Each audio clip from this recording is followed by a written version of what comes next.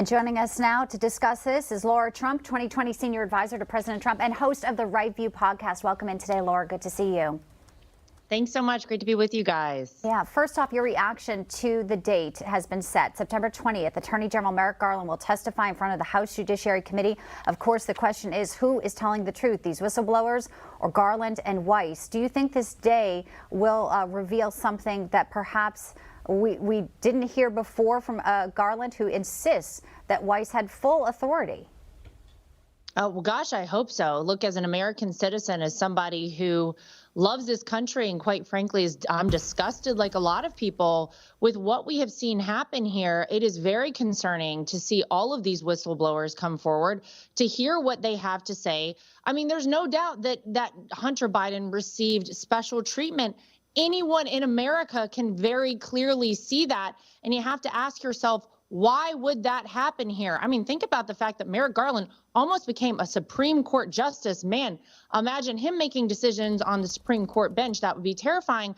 But whenever you have an attorney general who has very clearly demonstrated a lot of issues throughout his tenure, think about the fact that we had parents labeled as domestic terrorists when they were attending school board meetings. Think about this situation in and of itself and what it could mean long term if you set a precedent like this for the future of this country. We need the truth here. We need clarity here, and we need equal application of the law. So I sure hope that we get a lot of answers to a lot of questions that I think we all still have when we reach September.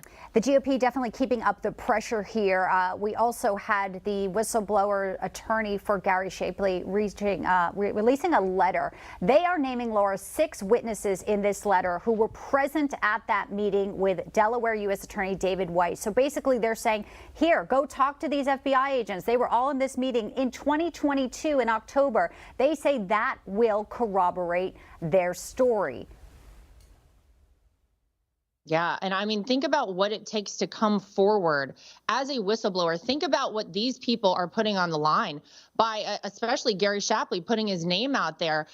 These are people who are saying we love this country enough to see that this sort of thing does not happen. This is not how our country is supposed to function. So when you have all of these folks saying, here's what we saw, and here's our testimony to back it up, and we gain nothing from coming forward to talk about this, I think it raises a lot of red flags. And I think that's why a lot of people have really started to pay attention to this, as they should, and as we all should as American citizens. Well, you know, the attention was on it, but interestingly enough, we also then saw the attention shift a bit to some leaked audio with your father-in-law this week. It was obtained by CNN. He was talking reportedly about a document. Well, now CBS, Laura, as you may know, is reporting the Iran memo in the leaked audio is not one, according to one of CBS sources, that's even connected to Jack Smith's indictment. So leaks are damaging. We know that, and they're illegal depending on whom they're from. We asked Professor Alan Dershowitz yesterday about that. Here's what he told me. I want to get your reaction after.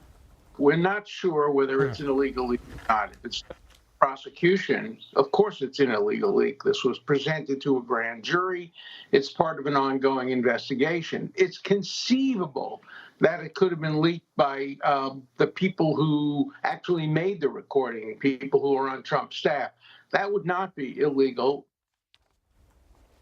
I mean, what are your thoughts on the leak, possibly where it's coming from, and your reaction to, you know, how perhaps it's damaged or possibly, you know, helped Trump's case? Yeah, well, look, none of this is surprising. I think we all know where these leaks are coming from. It seems to be on purpose to distract from a very obvious problem that the Biden family has right now. All the information that is coming out about Hunter Biden, about Joe Biden, about their connections to money they received from, you know, entities all around the world, from Ukraine, from China. These are very problematic for the Democratic Party, for the Biden family, and for our entire government.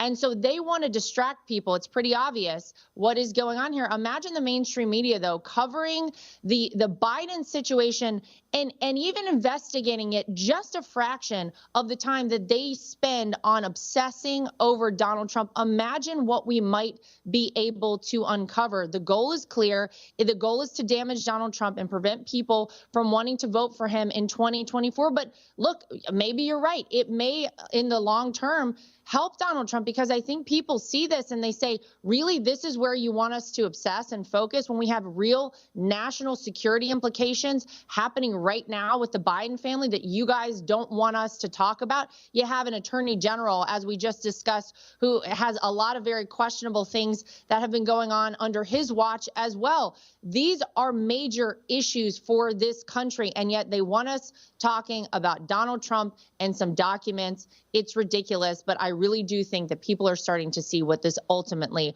all boils down to, and it's about their control over the media and them wanting to remain, of course, in the White House in 2024. But I think we're going to have something to say about that. Well, you know, and that is the very important court of public opinion there, and polls are showing they are definitely supporting your father-in-law, even post this indictment here. Lara Trump, thanks so much. Good to see you. Hope to see you back here real soon.